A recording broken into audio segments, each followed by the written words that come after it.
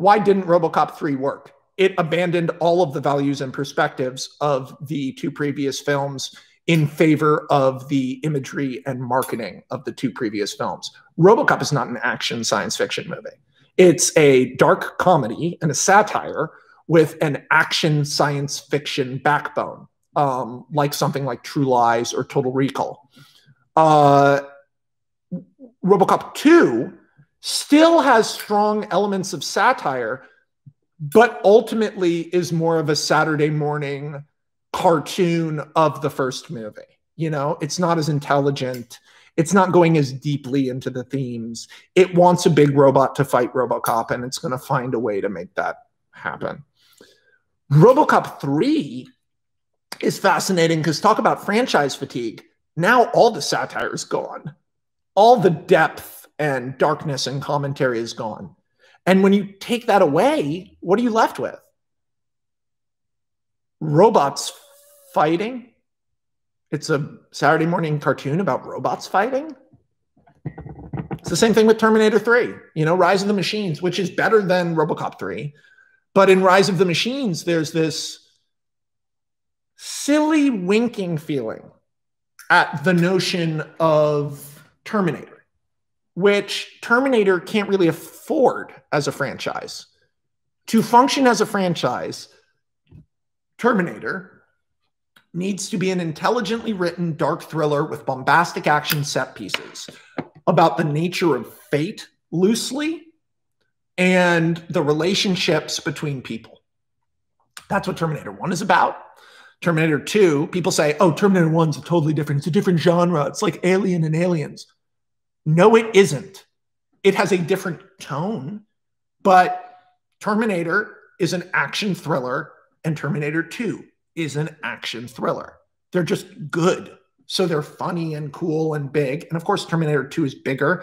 They had more money, you know, but when you get to that third thing, the reason threes and often sequels at all often don't work is that instead of being a sequel to the things that happened in the previous movie, they are a sequel to the idea and reception of the previous movie. This is why I think the Lethal Weapon sequels, God bless them, they're not all perfect, but fuck, those are perfect sequels. In every single one of them, you look at how the relationships have evolved and changed and grown since Lethal Weapon 1. Lethal Weapon 1 echoes all the way into Lethal Weapon 4. I mean, like, by the time they fight Jet Li, Lethal Weapon 4 isn't perfect. It's not a great movie. But when Riggs and Murtaugh fight Jet Li on that dock, it's not Mel Gibson and Jet Li and Danny Glover. It's Riggs and Murtaugh and the scary Chinese guy. Because you care about Riggs and Murtaugh. You care about their relationship. When they fall off the boat in Lethal Weapon 3, you get to see, you get to hear two characters who have been through two action movies go like this. Why is life so crazy? Why is our life this way? Why have we had to deal with all this? How are we supposed to emotionally process that we're the main characters of an action movie? Brilliant! You know, in fucking Die Hard 2, he goes, how could the same shit happen to the same guy twice? And that's it. That's how they process the first movie. Whereas in Lethal Weapon 2, the emotional fallout of the first movie is still hanging over Lethal Weapon 2. Are Riggs and Murtaugh really gonna work together this time the whole way? Yes, and they're brothers. And Lethal Weapon 2 is about race, which is smart because it's about race. So these are a black guy and a white guy, and the white guy's crazy, the black guy's straight-laced. Who are the bad guys? Nazis. I mean, like, it forces their bond. Who are the bad guys in Lethal Weapon 3? What's their origin? They're gun dealers. And who do they give guns to? Young black kids. And what does Danny Glover have? You see, it's just like they build the stories around the characters. And you go, oh, beautiful. These movies work. When you build stories around characters and grow them, that is sequential storytelling. Whereas when you look at something like Pirates of the Caribbean, What the fuck? What? She grows big and turns into crabs? I don't even know who she is. Like, you look at the first Pirates, and the first Pirates is like brilliant and a perfect movie and a masterclass in blockbuster cinematic filmmaking. But then in the next movie, Orlando Bloom and Keira Knightley are like barely recognizable as their characters. And then in the third movie, they're totally unrecognizable as their characters. They're just like pirate extras, Will Turner and whatever her name is. And then how many are there now? 6? Has Captain Jack Sparrow changed at all? Why is he in the same costume every movie? Give him a new hat. You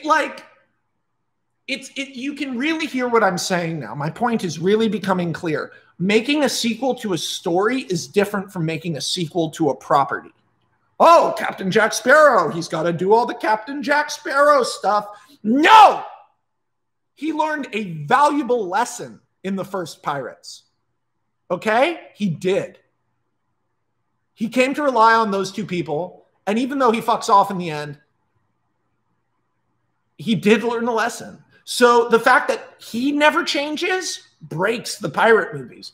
Captain Jack Sparrow should have, throughout the pirate movies, gone from being the funny, messy guy to being a great pirate captain, while Will Turner, thinking he would become a great pirate captain, gradually turns into a Captain Jack Sparrow, until in the third movie, the 2 men realize that they become their doubles. You do the sword fight again from the first movie in the fucking sword shop, but now they're total equals. And also Will Turner now uses like you do a reverse of it. He uses like I'm just making this up, Jack Sparrow stuff. And then the main boss of all of the fucking bad things in Pirates of the Caribbean isn't an ocean witch, and it's not Squid Man, and it's certainly not Jeffrey Rush.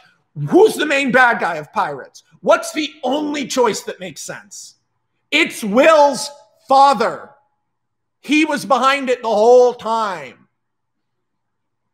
Like, what was Will's father character payoff? He just dies.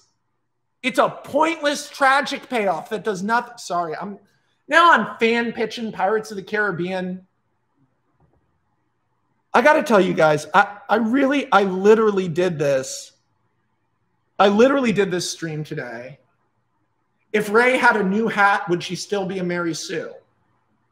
You want to know something really weird? If they had meaningfully changed Rey's look or costume, think about the costumes Luke wears.